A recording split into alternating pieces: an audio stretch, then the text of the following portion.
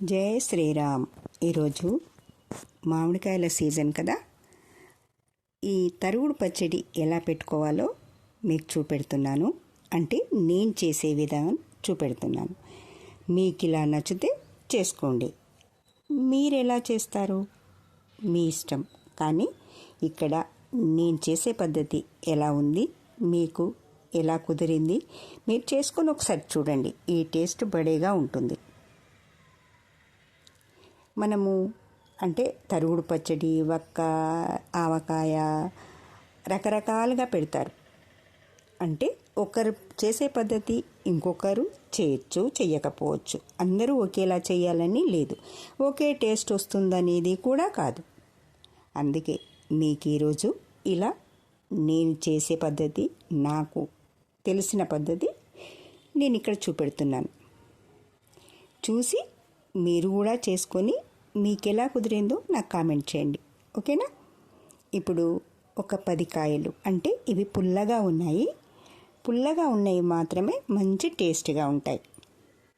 అందుకే వాటిని పైన తోలంతా తీసి సన్నగా తరిగి పక్కన ఉంచుకున్నాను. అదంతా తీయడం కొంచెం కష్టమైంది. అందుకే అలా కొంచెం చూపెట్టి ఆ తర్వాత ప్రాసెస్ చూపెడుతున్నాను. సన్నగా తరిగి, అంటే ఈలపీటతో, మీకు చాకుతో, దేంతో వీలుంటే దాంతో సన్నగా తరుక్కోండి మీకు నచ్చిన సైజులో.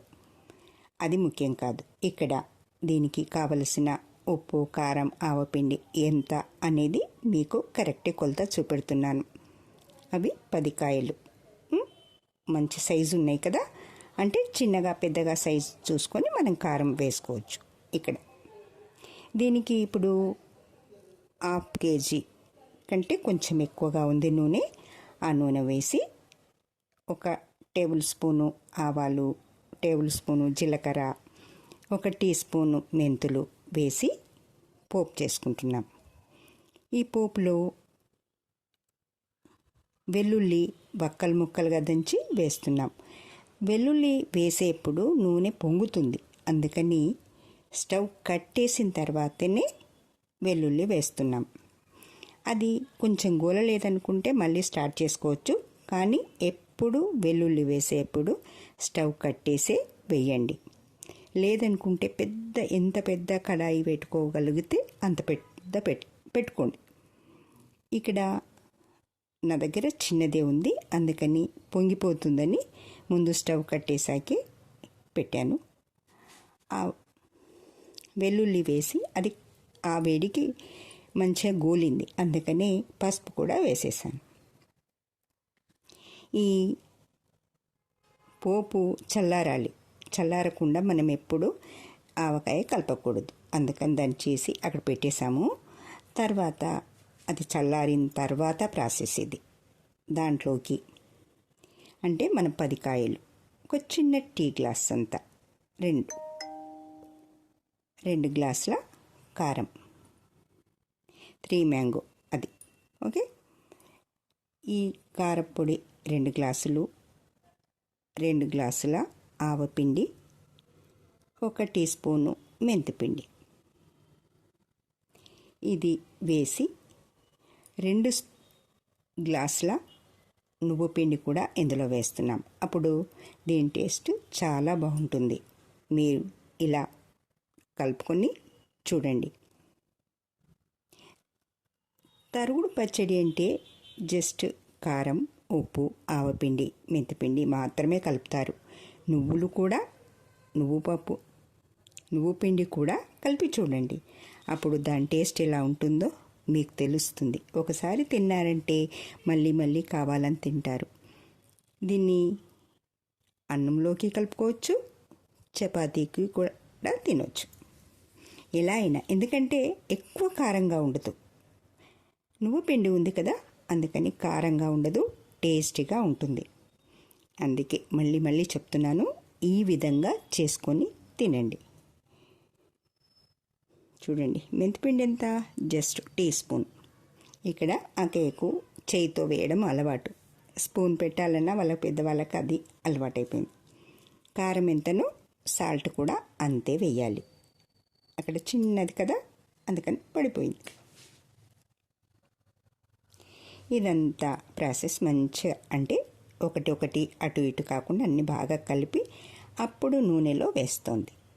ఇది వేసిన తర్వాత ఇప్పుడు నువ్వు పిండి వేస్తుంది.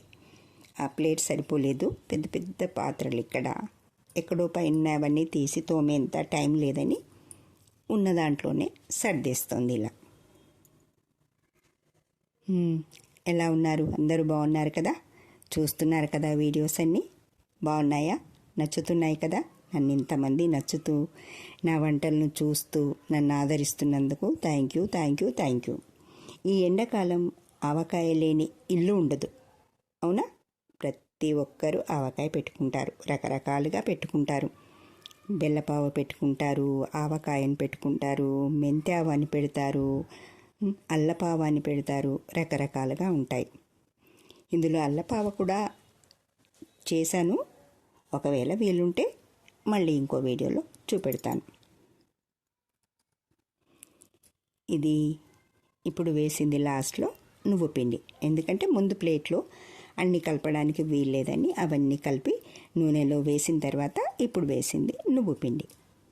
అది కూడా సేమ్ కారం ఎంతనో నువ్వు పిండి కూడా అంతే 2 గ్లాసులు వేసింది. ఇవన్నీ బాగా కలిపి వాళ్ళకి చేయితో కలపడం అలవాటు, అందుకని చేయితోనే కలుపుతుంది అక్క. ఇంకా కూడా వెల్లుల్లి అంటే పచ్చిది పోపులో వేసింది కాకుండా ఇంకొక ఒక గ్లాసు అంత వేసింది.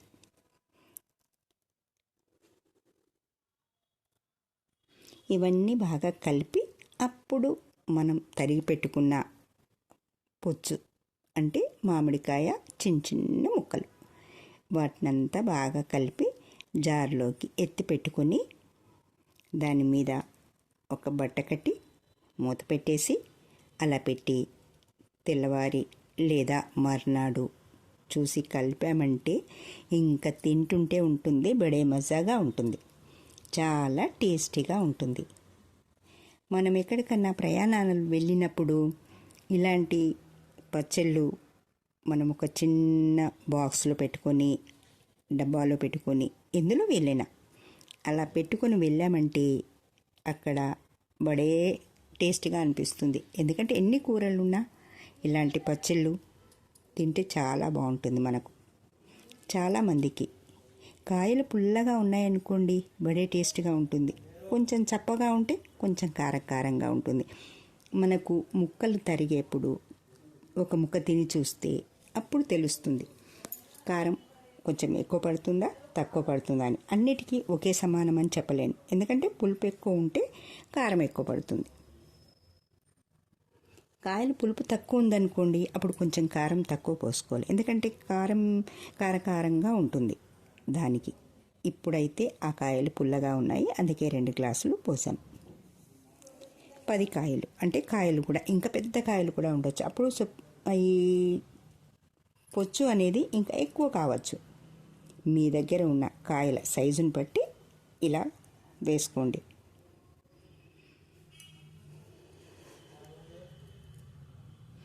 మీరేమేమి ఆవకాయలు పెట్టారు? బాగా పెట్టారా? మీ దగ్గర ఎలాంటి చేస్తూ ఉంటారు అది కూడా నాకు కామెంట్ చేయండి, ఎందుకంటే నాకనే కాదు ఎవరైనా చూసిన వాళ్ళు కింద చూస్తే వాళ్ళకు కూడా తెలుసుకుంటారు. ఇది ఒక వేదికల, అవునా? అందులో అయిపోయింది కలపడం, ఇంకా దాన్ని జాడీలోకి ఎత్తేస్తుంది. జాడీలోకి ఎత్తిన తర్వాత ఇది తెల్లవారి ఎలా ఉంది చూడడానికి బాగుంది కదా, అలా ఉంటుంది, నోరు ఊరుతుంది కదా. ఓకే, తినండి. మళ్ళీ కలుద్దాం ఇంకో వీడియోతో.